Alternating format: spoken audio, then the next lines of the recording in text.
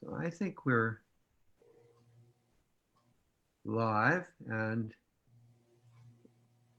here I am. It is I see streaming live you. on Facebook. And so are you all set? I am. All right. So let me introduce Rosemarie. She's the first person we're bringing back. Here I am. It is streaming live. I think we want to go to Zoom, Rosemary, and get off Facebook. So are you all set? I'm all set. I am. All right. So let me introduce. I'm getting us both speaking. So I think it's because you're on Facebook. So Okay. We're so good now, I think. on the Zoom. Yes. There? Okay. All right. Well, good. Well, here we are. I love technology. So for the audience who's watching, it's because Zoom and Facebook, which we're on simultaneously, actually deliver to you, the audience, with a time delay of somewhere between 10 and 30 seconds. But here we are on together once again. Rosemarie from way up in Canada somewhere. Are you in Ontario? Is that where you are? Yeah, Ontario, about an hour west of Toronto. Oh, there you go. Okay. And wonderful to see you. And we had such a wonderful conversation about the Golden Civilization and its conversations a few months ago that I wanted to ask Rosemarie back. And she particularly had questions about the map of mindfulness, or had some feeling that it would be valuable to go back to it. But I'm wondering, before we go there, how have you been, and what's new, and what would you like to share? I'm really good, actually. We're getting a little blast of summer, which our summer ended so short, and now we're getting a little bit of heat for the next couple of days. So I think that's got everybody out and feeling cheerful and, feeling nice and warm. So that's good. As far as golden conversations over the summer, I found that everyone's talking about all of the things that you've brought up in your book. And I was saying to you that you can't even talk about the weather these days without talking about climate change, or you can't talk about, well, I talk about money all day long with my clients, but you can't talk about money without talking about politics, right? And what's happening, and how is it going to affect the markets, and how is that going to affect my retirement? So the conversations I find are just organically becoming deeper and richer, and so it's great because I can refer back to what I've learned from your book, and even direct people to it, or to any of your books, if they want to know more. So it's that's what I've been noticing over the summer, that whether I was sitting by a campfire, or by my pool, or by a lake, wherever you are, or even sitting around a bar talking with friends, there's always something that's going to come up. And, and you can only talk about small things for so long before it goes deeper. So yeah, that's what I'm noticing these days. Yeah. Well, of course, now what we're doing is promoting and teaching and training in the delivery of kind of the specific methodology of Golden Civilization conversation, where we're using the life planning kind of modes of create the vision and really get that clear, and even have flip charts where we show just a circle for the Golden Civilization, and really fill that in, and then we have the flip chart for the obstacles, where we have both inner and outer obstacles. And then we move to action steps and commitments. And as you know, I've been all over the world, really, in the last a few months, delivering Golden Civilization conversations in London and Cornwall and Amsterdam and Mumbai and Tokyo and Singapore and Hong Kong. And just came back from a week in St. Louis, which was fantastic. Really amazing. And you wouldn't know. It's just a wonderful, wonderful town with great people at a huge financial conference where we delivered a golden civilization conversation to over 100 people, and then worked with students at Washington University, and there's a seminary where we're developing a relationship, Eden Seminary, and then ended up at the Peace UCC Church, which was just an incredible day of transformation for people. And a lot of what they learned was, I mean, they're already doing a lot of the work, which is, as you're saying, they're already involved and engaged and making things happen. So when they talk about their church, they're really, to me, I'm hearing, oh, golden civilization, they're already acting like they're in one, which is great. But they hadn't, one of the things they hadn't done was they hadn't put together that, in fact, this is work that we think if we all gather together, we can make happen in a generation. They were kind of stunned by that and got very energized around it. You mean they were surprised that it could happen that quickly? Yeah. Well, they were, I mean, when we created the vision of the golden civilization, I paused with it for a while and I said, how would it be? The usual, how would it be if we were to make this happen in a generation? But then I came back to it and I said, I mean, one generation, what would it be like? And one person said, wow, that would be fast, because you're talking about ending war and ending corruption and fixing the climate and all of those things. Yeah. And then another person, and these were the two of the real leaders in the community. I think one of them was a pastor. And she said, gee, that gets pretty terrifying, pretty anxiety provoking to have it happen that fast. And so we got to talk about how in life planning, you want your client to be thrilled and excited, but you want their level of anxiety to be just about as high as their level of excitement, right? Correct, yeah. And that's what creates the energy. So yeah. Otherwise, it's overwhelming. They can't, see how it's all going to work together and how it's going to happen so fast and how are they going to adjust to the changes, Right, exactly. So anything you want to share coming out of the book, or should we talk about the map of mindfulness?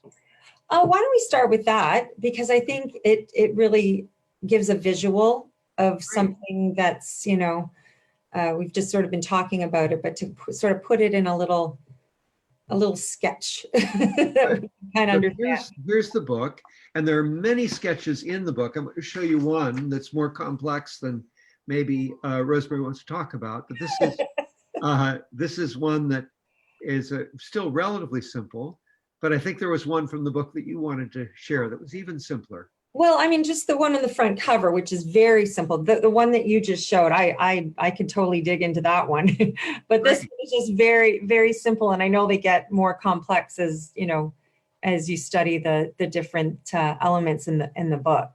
Yeah. But it's so just. How do you understand that? What do you want to share with people?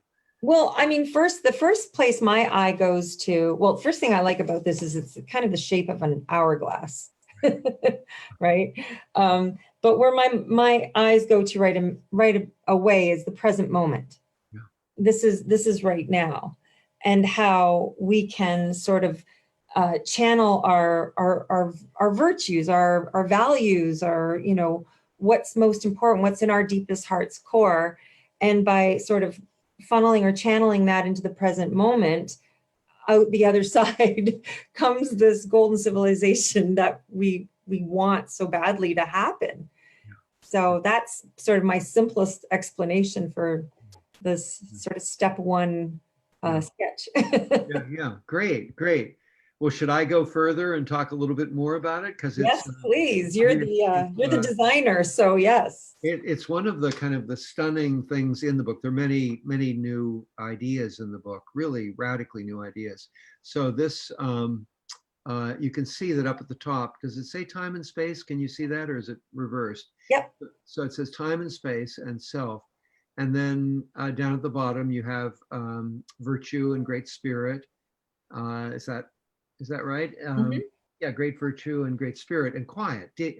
So one of the things that we talk about is how in the, I ask a trick question whenever I go. I did it in both in St. Louis and all the Golden Civilization conversations we had about where do have you ever had a moment of freedom in the past? And everybody goes, yeah, sure, walking the beach, whatever. And the truth is, none of us have ever had a moment of freedom in the past. We've only always had it in the present moment. Present moment. That's a trick question. Isn't that a wonderful trick question? It is. Yeah, because you just go, yeah, I've had one in the past, and I've had a trick. And but the truth is, we've only had it in the present moment. Sure. So that's what the whole map of mindfulness is about, is that our orientation in time and space is to the past and the future, primarily. We're constant, and it's valuable. It's not that it's not valuable, but it's not really complete, and it's not really true. Where our truth of our experience is we've never experienced anything outside of the present moment. So why not make a map that shows that? And then once you show that map, you realize that if we can in fact deliver a mastery of the present moment into our lives through mindfulness or whatever, if we pay much more attention to the present moment, then in fact that begins to actually build character inside of us, build greater peace, greater patience, greater kindness, greater generosity, greater equanimity, and greater courage, because we're less attached to ourself all the time. And those are all the qualities that and greater wisdom that civilization needs right now. So we use the map of mindfulness throughout the book. Anything about mindfulness you'd want to say, Rosemarie? Well, mindfulness I use sort of interchangeably with consciousness or higher consciousness, but again, it always occurs to me in many different situations, and especially with our leaders and businesses and things like that, that in being mindful, the resulting outcome is so much better, healthier, abundance oriented than anything else. So again, if we could bring that type of mindfulness or consciousness into every area of society, from education to healthcare to business to our leaders, not so much politics, but governing bodies, leadership, we would thrive beyond our wildest ideas of what thriving really is. Yeah, it makes an ideal world possible, doesn't it?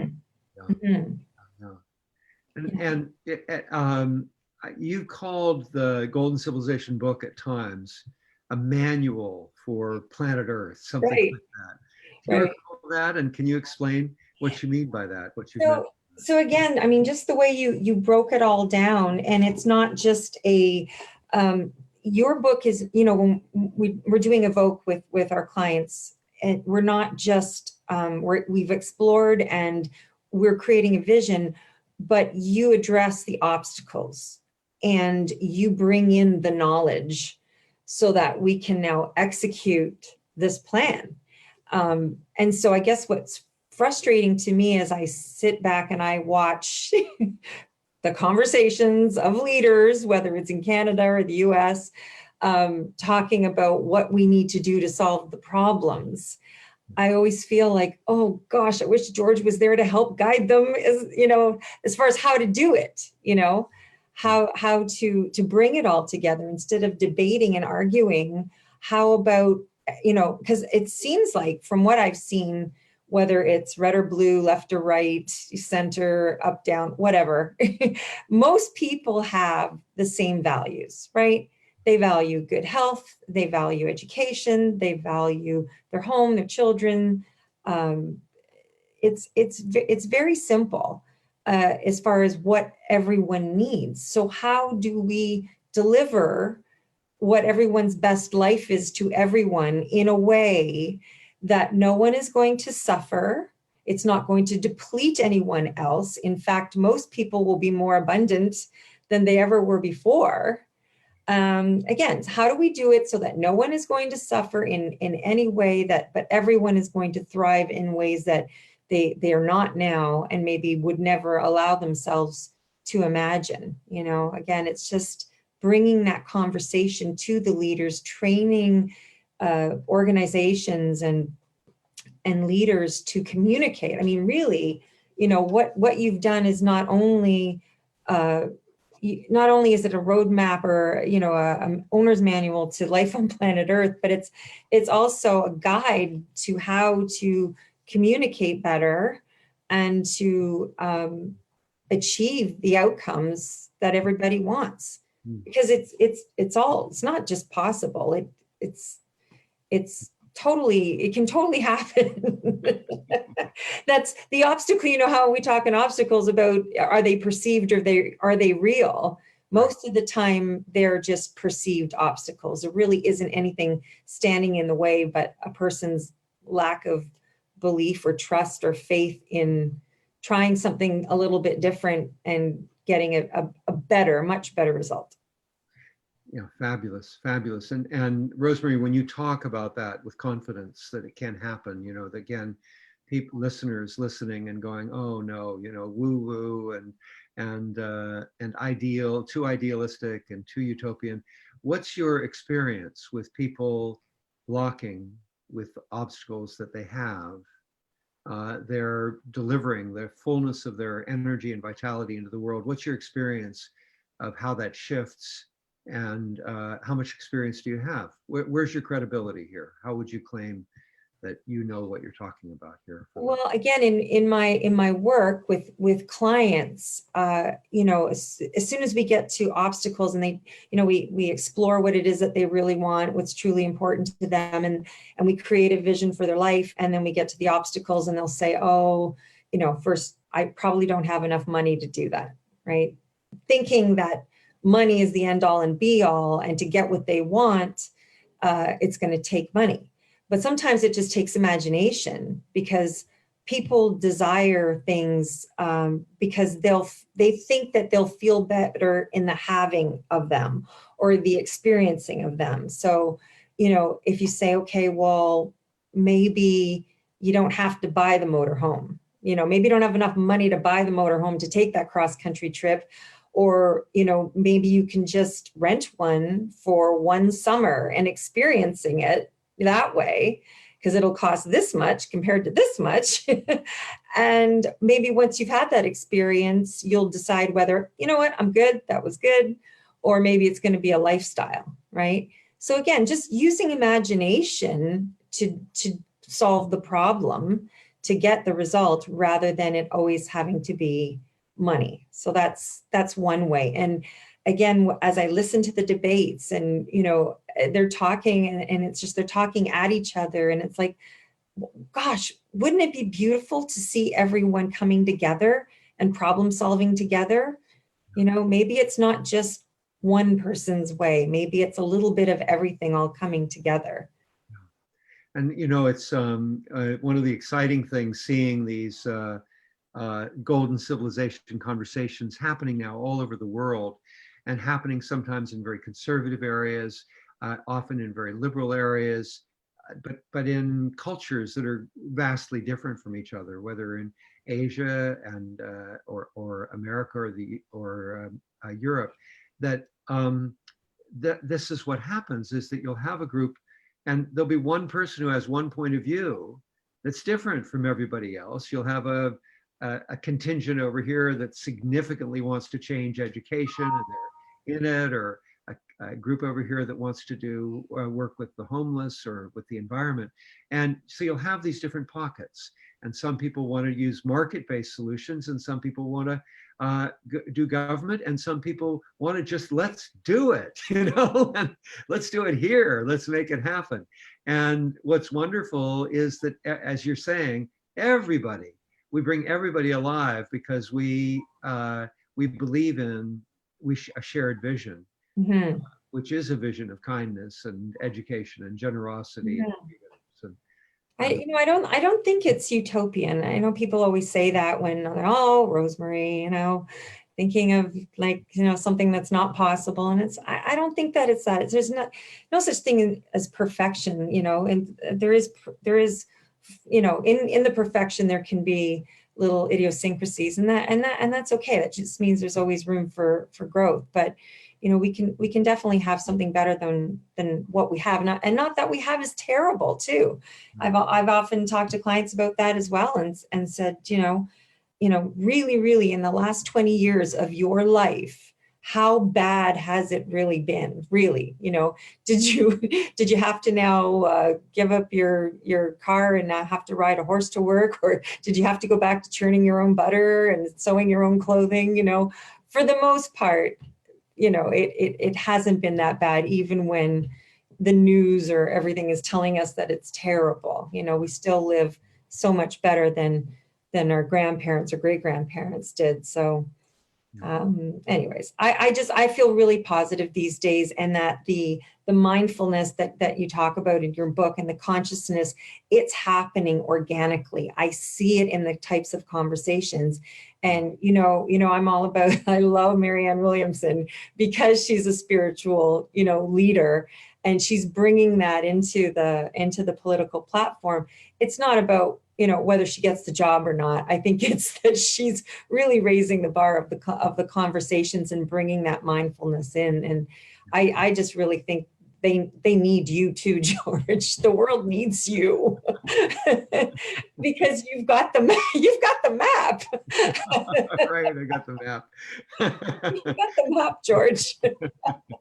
Well, I don't know that I'm built for politics, but I'm certainly built for speaking truth to power, and doing it with a smile on my face and a welcoming arm, and really determined to make a difference. And I think the other piece of this that is really exciting, and I see in you a lot, Rosemarie, and I know from your clients, is that you talk about imagination and having the ability to imagine this world, and that's a lot of all that it takes to make it happen. The other thing that we see so much, and I know, and so I'm looking to you to talk about it just for a bit, is that when people realize that they can, in fact, have the life that they've always longed for and they've held back from. I mean, that we do that in a very practical way around budgets and taxes and whatever they need. But we do it in a visionary way around what the context, what the beauties of their life really are. And so we merge those things together. But what's astonishing, and our good friend Louis Volbrecht, who's one of our great trainers in the movement, will do this thing about the two hands. And he'll say, on this side is what you really dream, what you really want to have happen. You want to really be connected with your children or your spouse in ways that you haven't so far, or how you want to direct a great film, or spend more time in nature. So this is who you really want to be. Mm-hmm. And this is where you are right now, and with the work that you're doing, and that feels to some extent a bit drudgery and a bit, tired and all of that. So we can make this happen, and we can make it happen in a matter of months to at most 3 years. Mm-hmm. And you can get going on it tomorrow. So which are you going to choose, this or this? Have you ever had anybody choose this one here? No. Never. And when they choose this, what happens inside of them? Well, first of all, they light up. Their eyes light up, their skin color changes, they get very excited because it's almost like they've given themselves permission, right, to live the life that they deserve. Right. And they get very excited. And it's funny that you bring that up. I said this the other night. I met with clients that I've been working with for 23 years. And we started with, at the time, their budget was such that they started with just a very small amount, less than $100 a month. And then every time I went to visit them, they were able to do more and more. And after 23 years, I told them the other night that they can retire. And it is, I'm telling you, it's the best part of my job. Not only do they light up, I light up too.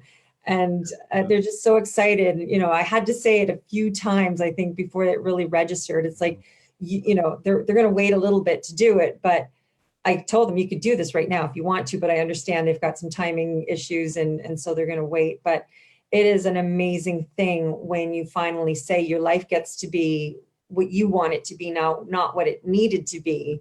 Right. And again, this is where the life planning comes in. As soon as everything starts getting settled, as we're approaching this time, we now have to bring purpose and meaning, and what is their new normal going to be now? Because they know what it has been, but now what happens when two people who've been working jobs all their lives come together, and they're going to now have to find what's going to be their purpose and passion, is going to be the light, be their torch that they're going to continue to work or strive towards for the rest of their lives. Yeah, beautiful, beautiful. So what I'm hearing, what we're really about is, in the life planning movement, which is different from the Golden Civilization movement, but they're related. Mm-hmm. The life planning movement, we're bringing people alive, and they are adding a bunch more energy. And as you showed in the map of mindfulness, they're also bringing virtue and many kinds of virtues into their lives because of this work that we do with them. But they're bringing a lot of vitality in. Mm-hmm. And so we look at the civilization-wide movement, and we see how stuck politics is, and how much things don't get done. What we're attempting to do by showing people that the vision that they have is shared all over the world, and that we can do this in a matter of years, not decades, but Mm-hmm. years. And in one generation, we can make this happen. We are attempting as well to stimulate tremendous vitality and imagination. And any more words from you about why you think that's possible? Well, again, it's just, I'm such a practical thinker, and I'm looking at it and saying, okay, we've got this generation of people who are now financially independent. They have, freedom in as much as you can, in this type of society, but they don't have the daily grind that they have to go to. So they're free, and hopefully they're healthy and feeling really good and feeling vibrant. You couple that with the youth of today, put those two generations together, and because they've got the firepower too, they've got the energy, they're out there doing the marching and trying to fight for our globe, our planet. So if you could take the knowledge and the experience and the virtue of our generation or your generation, and then put it together with the youth, again, we can be unstoppable. It can happen, and it doesn't have to happen in a, like I said, in a way that it's going to undermine anyone else's freedom or health or livelihood. It can happen for everyone and not just a few. Beautiful. Let's do it. Let's do it. Anything else you want to say in closing? Just thank you so much, George, for everything that you do, everything that this book and all of your books have brought to my life. And I've been able to give that to my clients and friends and family. I refer to you and the information that I've learned from your books, everything from money maturity to lighting the torch to life planning for you, and now the Golden Civilization. It's just, you've enhanced my life so much. And thank you just for being you. Well, thank you. And Rosemarie, I know that you're now sharing all that enthusiasm and transforming people's lives as you move through the world, and as well in Kinder Institute, you're training people. So you've now trained several dozen people to come out as life planners themselves, and then they're taking that work and bringing their clients alive as well. So thank you very much for being a leader in this movement, and look forward to the next time we talk, which I hope will be soon. Can't wait. Great. All right. Thanks so much. Thanks so much, George. Take care. Yep. Bye-bye. Bye.